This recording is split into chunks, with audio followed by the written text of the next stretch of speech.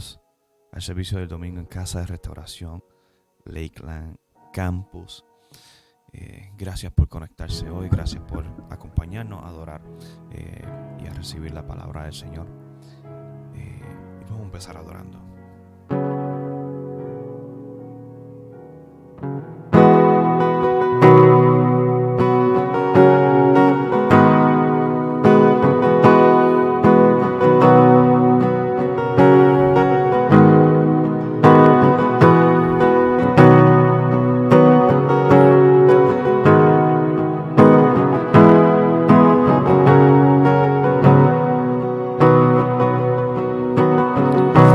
Olvidaré el momento cuando oí tu llamar.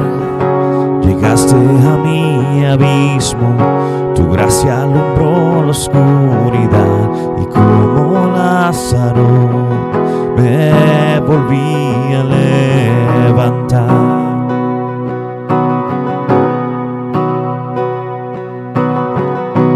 Donde no había esperanza, ahora encuentro fe.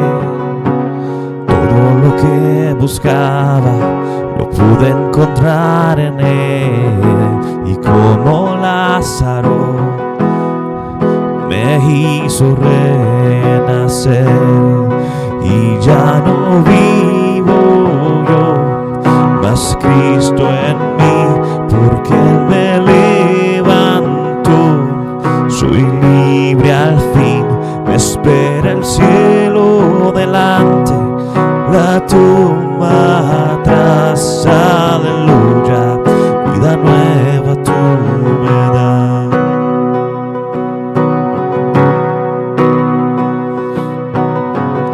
Si tratan de acusarme, la cruz yo recordaré. Si dicen que soy culpable, a la tumba vacía apuntaré. Y como Lázaro yo me levantaré. Y ya no vivo yo, mas Cristo en mí, porque Él me levantó. Soy libre al fin, me espera el cielo delante, la tumba atrás. Aleluya, vida nueva tú me das.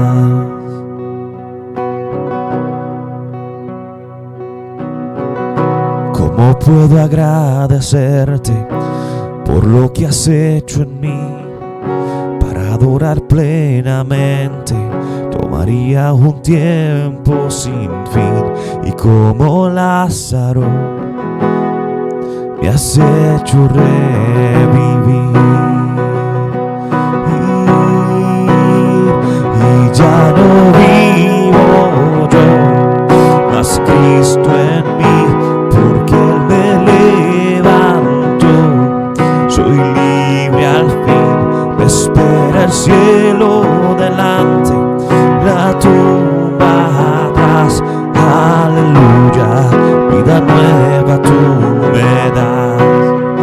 Y ya no vivo yo, mas Cristo en mí, porque Él me levantó. Soy libre al fin, me espera el cielo delante, la tumba atrás. Aleluya, vida nueva tú me das. Aleluya, vida nueva tú me das. Aleluya, vida nueva tú me das.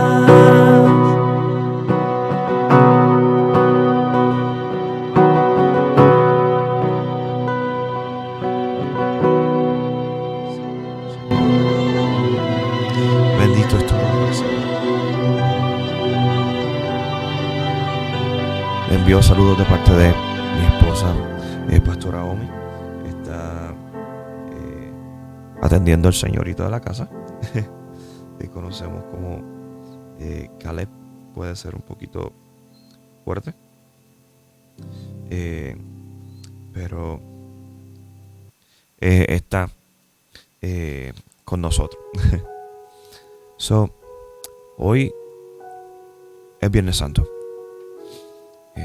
Hoy es un día de reflexión, un día de que nos lleva a tratar de entender un poco más qué significó el sacrificio de Jesús.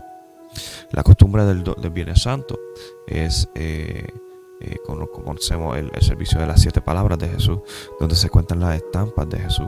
Y hoy vamos a hacer eso y vamos a ver qué Jesús nos enseñó desde la cruz. Antes de eso queremos ir a la palabra. Yo quiero que me acompañen a leer de las Escrituras a Marcos 15, 21. Marcos capítulo 15, versículo 21. Y leemos en el nombre del Padre, del Hijo y del Espíritu Santo. Y obligaron a uno que pasaba, Simón de Cirene, padre de Alejandro y de Rufo, que venía del campo, a que le llevase la cruz. Amantísimo Padre Celestial, bendito todopoderoso eres, Señor. Te damos toda la gracia, Señor. Te damos toda la gloria, Señor. Te agradecemos, Señor, porque nos has dado este día, Señor. Señor, nos has dado este día desde el tiempo del sacrificio del Señor. Te damos gracias, Señor. Porque aún siendo víctima de nuestro pecado, aún cargando un pecado que no le correspondía llevar, lo tomó a cuesta y murió por nosotros, tomando el pecado del mundo, bajando al Seol, derrotando a la muerte, volviendo para aderezar las habitaciones que tendremos en el reino contigo, Señor. Te damos gracias, Señor, porque a través de su sangre, tu misericordia nos llega. Te damos gracias por esta palabra, Señor, y te pido que seas tú hablando, Señor, así como tú me ministraste, Señor, que puedas ministrar al pueblo, Señor. Declaramos esto en el nombre del Padre, del Hijo y del Espíritu Santo. Amén. Evangelio viene del latín del latín evangelio, que viene del griego evangelion, y significa bien o bueno. Ángelos, que es de donde tenemos la palabra ángel, significa mensajero. El evangelio realmente significa buenas nuevas o el buen mensaje. Pero los evangelios, conocemos Marcos, Mateo, Lucas y Juan, no solamente nos cuentan las buenas nuevas de la encarnación de Dios en la tierra, sino son unas crónicas de la vida de Jesús. Desde un nacimiento humilde, rechazado por la gente de alrededor, hasta pasando por una muerte cruel, rechazado por la misma gente que él vino a salvar, y su regreso con una promesa de salvación y restauración. Los evangelios son una crónica de la vida, obra, ministerio y testimonio de Jesús. Y como crónica trata de retratar lo más fidedignamente los sucesos de qué pasó. Podemos verlos como si fuera un reporte. ¿Y cómo lo usa? Usa nombres, lugares y sucesos para poder completar esa crónica y llevarnos más detalles sobre lo que pasó. Los evangelios son la crónica de los testigos de Jesús. Y la inclusión del nombre de Simón de Cirene es un detalle para completar el mapa de la historia de Jesús. La historia del hombre que fue llamado y fue obligado básicamente a cargar la cruz de Jesús.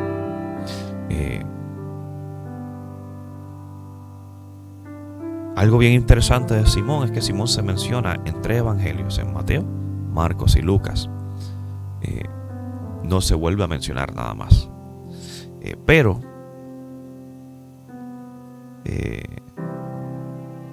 en Marcos no solamente conocemos su nombre y su procedencia, porque Simón de Cirene, él venía de Cirene, venía hacia la ciudad cuando fue obligado a llevar la cruz.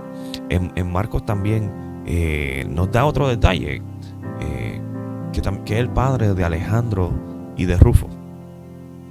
Tenemos personajes como la mujer del flujo de sangre, el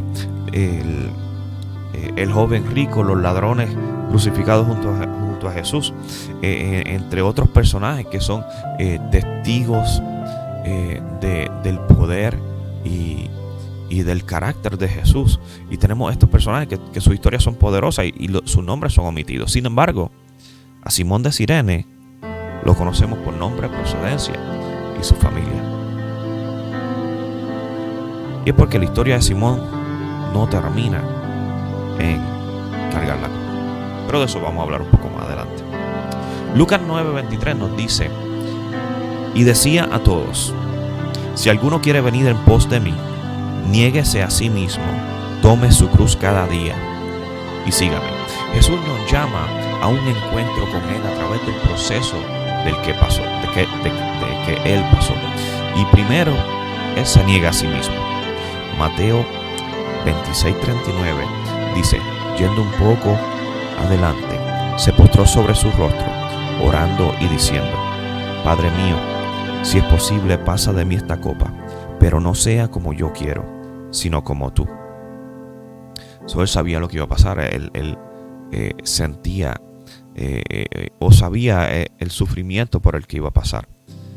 Pero en ese momento, él le dijo a Dios, a su Padre: sé cuáles son tus planes, sé lo que tú quieres que yo haga. Para ti nada es imposible, y si tú quieres, puedes hacer que esto no pase, pero que se haga lo que tú quieres. Para entender el resto tenemos que entender qué significa la cruz. El proceso por el cual el Hijo de Dios pasó para liberarnos de nuestros pecados y romper el velo que nos separaba del Padre. Y conocemos este suplicio a través de las 7 palabras de Jesús. Son 7 estampas que muchos conocemos, que nos llevan a un profundo aún más profundo entendimiento del llamado de Dios a nuestra vida. Y Jesús, como el maestro que era, nos enseña desde la cruz. La primera palabra: Padre, perdónalos porque no saben lo que hacen. Lucas 23:24. La mayoría del pueblo, aún habiendo escuchado y visto algunos de ellos sus maravillas, le dieron la espalda a Jesús, el Salvador. Y Jesús, en su infinita misericordia, intercede por nosotros. Padre, perdónalos porque no saben lo que hacen. Hijo de Dios, Dios encarnado, víctima de nuestro pecado y arrogancia, aún en ese momento Él encuentra suficiente amor para pedir perdón al Padre por nosotros. Y esa es la primera enseñanza de la cruz.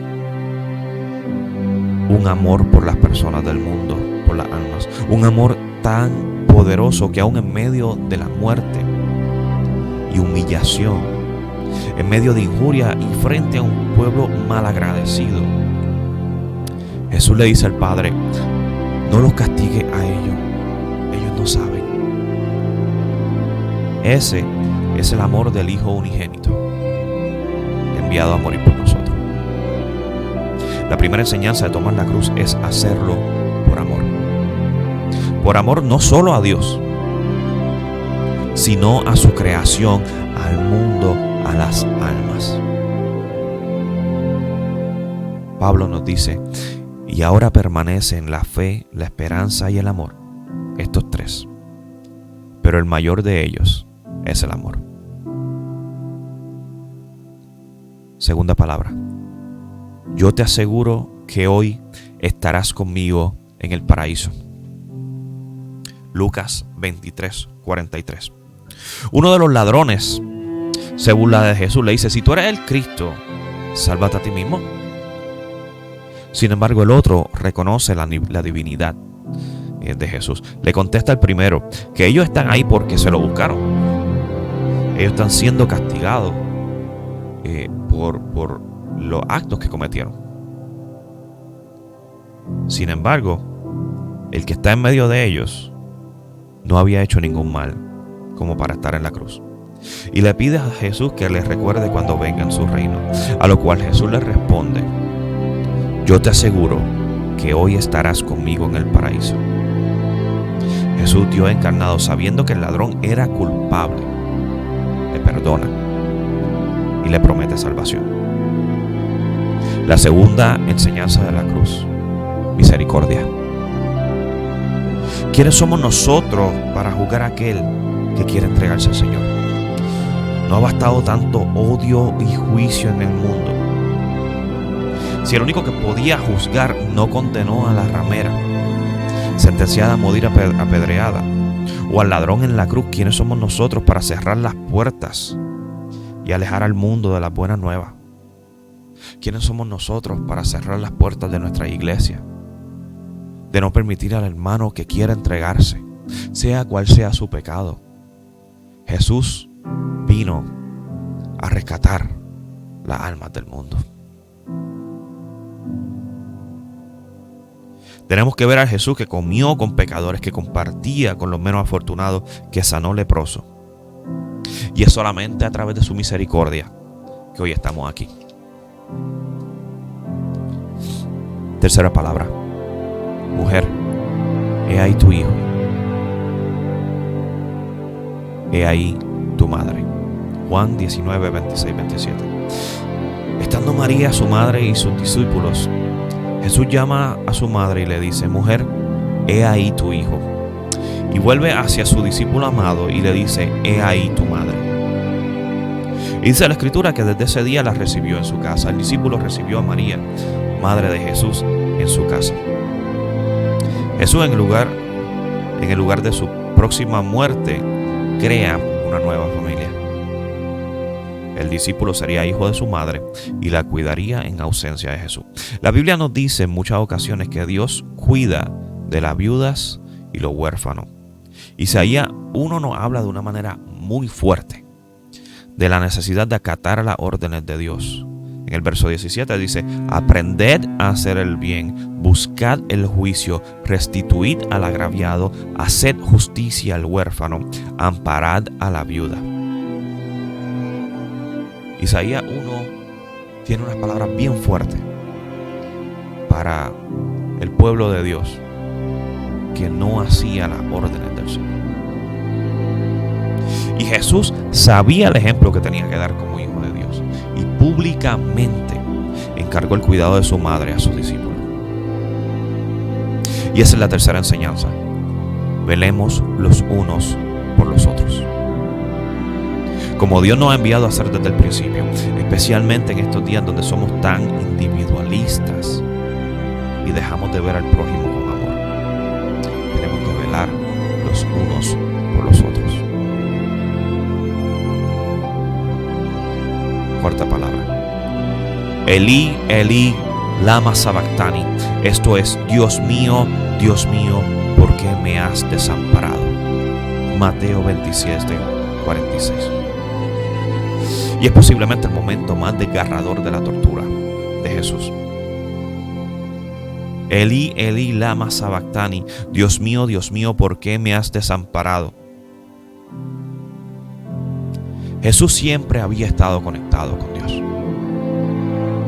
conectado con su Padre. Y en ese momento, cargando el pecado del mundo, el cielo le da la espalda. Por amor sufrió el pecado y la desconexión de su Padre. Y en esta palabra hay dos enseñanzas. La primera: el pecado se castiga.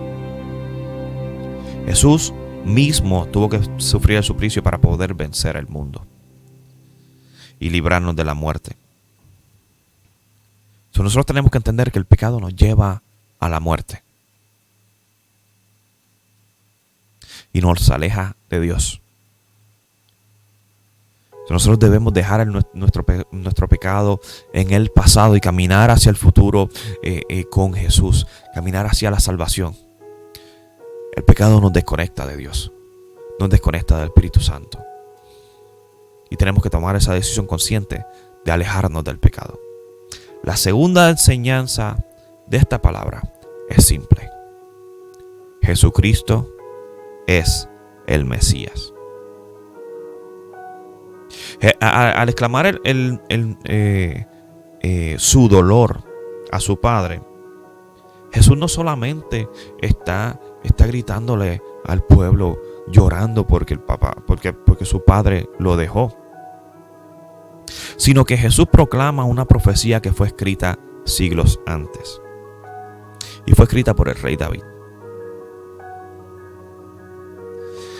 En el Salmo 22, que empieza con Dios mío, ¿por qué me has desamparado?, revela detalles específicos de la crucifixión de Jesús. Y a través de esto, Jesús le declara al pueblo, a través de este salmo, que las profecías que hablaban de él estaban siendo cumplidas. Un detalle es que para los tiempos cuando la Biblia no estaba escrita, o por lo menos no era fácilmente accesible, y el pueblo judío se memorizaba los capítulos. De la forma en que se referían a los capítulos, no tenían el sistema de nombres y números como nosotros tenemos ahora, sino se referían a las primeras palabras del versículo. Cuando Jesús exclama, Dios mío, ¿por qué me has desamparado?, no solamente estaba gritando dolor, sino que le estaba haciéndoles recordar al pueblo que ese salmo estaba escrito y que tenía su nombre. Quinta palabra, tengo sed. Juan 19:28. La muerte por crucifixión es una muerte lenta y dolorosa que afecta en diferentes formas al pueblo, siendo la sed uno de los peores tormentos. Jesús estuvo 6 horas, ¿se entiende?, entre la tercera hora después de que salió el sol hasta la 9ª hora, sangrando, sudando, sin poder moverse. Obviamente iba a sentirse. Y encima de eso, cuando dice tengo sed, le dan vinagre para tomar. Pero en estos momentos la sed que sintió Jesús no era sencillamente una sed física, que con simple agua se podía resolver. La sed que sentía Jesús era una sed espiritual. El Padre le había dado la espalda al cargar el pecado del mundo. Y esa separación espiritual le era ajena, porque en todo momento él tenía una relación con su Padre. La sed que sentía era la sed por el agua viva que él había ofrecido en Samaria a la mujer. ¿Cómo podemos entender eso? Una desconexión de lo que de una relación que para él era tan natural como para nosotros respirar, esa conexión con el Padre, y él tuvo que desconectarse por cargar nuestro pecado. La enseñanza de esta palabra es la necesidad de una vida espiritual. Tenemos que tener una relación cercana con Dios, que su presencia esté cada día con nosotros, que podamos sentirlo, escucharlo. Debemos tener una conexión con el Espíritu Santo en todo momento, así como Jesús, que en el momento que no sintió al Padre, tuvo que decirlo: te necesito. Necesito estar conectado contigo. Tengo sed. Sexta palabra, consumado es. Juan 19:30. Al final de su tortura, Jesús entiende que su misión ha sido completada, que las profecías acerca de Mesías eran una realidad en él. Justo después de decir que tengo sed y darle que le dieran vinagre, Jesús declara: consumado es. Todo está hecho. Misión cumplida. El vinagre que le dieron a dar era otra profecía que se había dado antes. Y en medio de la tormenta por la que pasaba, Jesús cantó victoria. Jesús entendía que su misión, Jesús entendía su misión y lo que él tenía que dar y lo que era necesario para completarla. Su consumado es una palabra de victoria. La fe de Jesús, la convicción de su llamado debe estar con cada uno de nosotros. Jesús, quien fue enviado como el Salvador y muriendo a manos de quienes debían ser salvados por él, aún canta victoria al ser manifiestas las profecías de los profetas antiguos. La enseñanza de esta palabra es convicción. Y es que debemos entender que si Dios nos llamó y somos obedientes, la victoria viene a través de Él. Nuestro trabajo es obediencia. Jehová se encarga del resultado. Séptima palabra. Padre, en tus manos encomiendo mi espíritu. Lucas 23:46. En la hora novena, en la hora de la oración, llegó el momento de partir. El cielo se oscurece, se rasga el velo del templo. Y Jesús clamó a gran voz: Padre, en tus manos encomiendo mi espíritu. Qué poderosa forma de terminar su misión. Después de una tortura de alrededor de 6 horas, aún conserva la fuerza para gritar, para entregarse a la muerte. Y con confianza cita a David en su Salmo 31. En tu mano encomiendo mi espíritu, tú me has redimido, oh Jehová, Dios de verdad. Jesús se entrega de manera voluntaria. Y en forma de reflejo, igual que el séptimo día de la creación, que Dios reposó, Jesús se entrega el suyo. La enseñanza de esta palabra es esta. Nosotros podemos recibir un llamado, podemos recibir instrucciones del cielo, podemos ser separados para una misión, pero al fin de cuentas es una decisión voluntaria. Quienes decidimos seguir a Cristo, a recibir al Espíritu Santo en nuestro corazón, a ser llamados hijos de Dios, lo hacemos voluntariamente. Es una decisión que tomamos y eso hace nuestro llamado algo más poderoso. Porque nosotros tenemos acceso a los placeres del mundo. Nosotros podemos decir no. Nosotros podemos vivir una vida tranquila, sin el peso que requiere el cargar la cruz.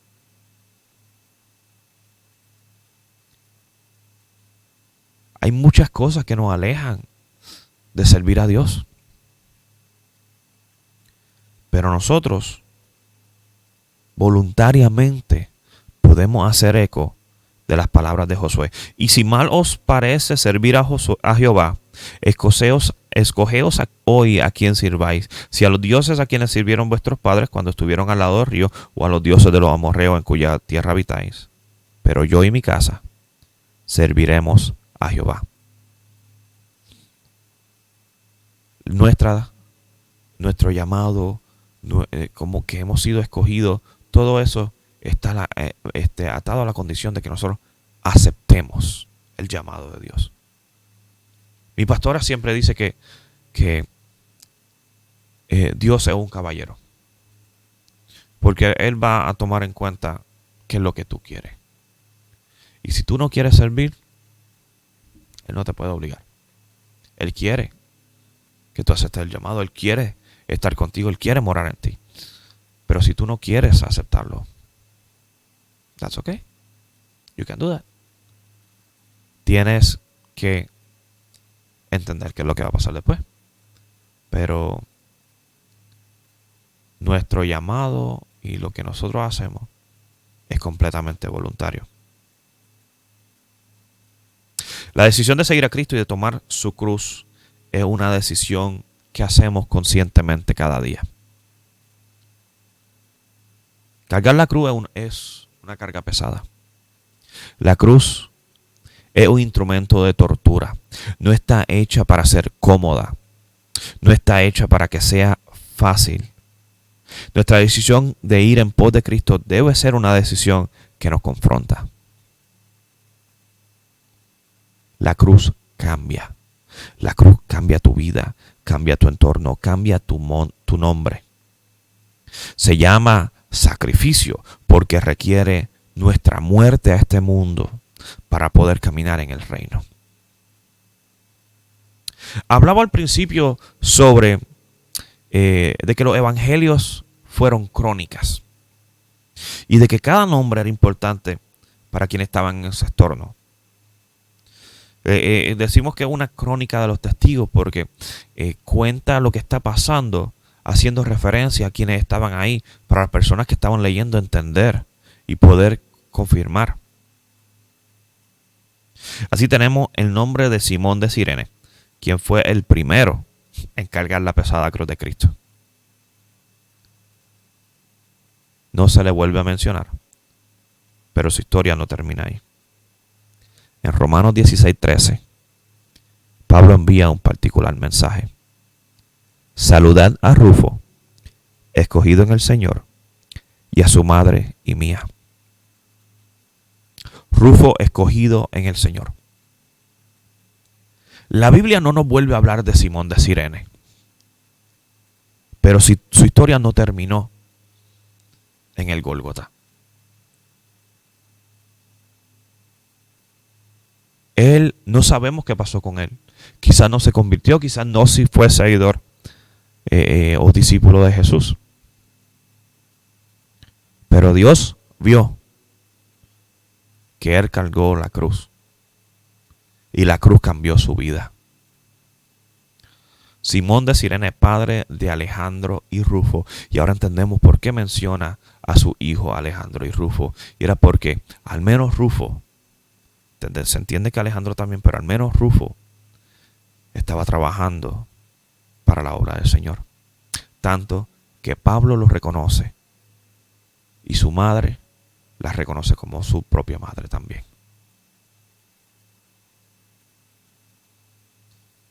Dios vio a Simón y rescató a su familia, porque la cruz lo cambia todo. Dios les bendiga, Dios les guarde. Que la presencia del Señor esté con ustedes en todo momento. Que esta sea un fin de semana glorioso, en donde podamos entender cuál fue el sacrificio de Jesús, qué significa en nuestras vidas. Santo Todopoderoso Señor, toda la gloria y toda la honra es tuya, Señor. Te doy las gracias, Señor. Te doy las gracias por cada persona que haya escuchado este mensaje. Te doy las gracias porque podemos conectarnos, Señor, a través de la distancia, para poder adorar juntos, Señor, en cada hogar, en cada oficina, en cada carro. Y podemos disfrutar, Señor, de entenderte más, de escuchar más de tu palabra, Señor. Te pedimos, Señor, una bendición especial a cada uno que se haya conectado, Señor. Y que sea, Señor, su decisión el cargar la cruz, Señor. Y así como Simón de Cirene, Señor, que tú puedas ver y hacer un cambio en su casa, Señor. Hacer un cambio en su corazón, un cambio, Señor, en su mente, un cambio en su familia, Señor. Sabemos, Señor, que la carga no es fácil. Pero en ti, Señor, se renuevan nuestras fuerzas, Señor. En ti, Señor, confiamos. Declaramos esto en el nombre del Padre, del Hijo y del Espíritu Santo. Amén. Dios les bendiga y les guarde. Dios haga resplandecer su rostro sobre ustedes y tenga de ustedes misericordia. Dios ponga sobre ustedes su rostro y ponga en ustedes paz. Dios los bendiga.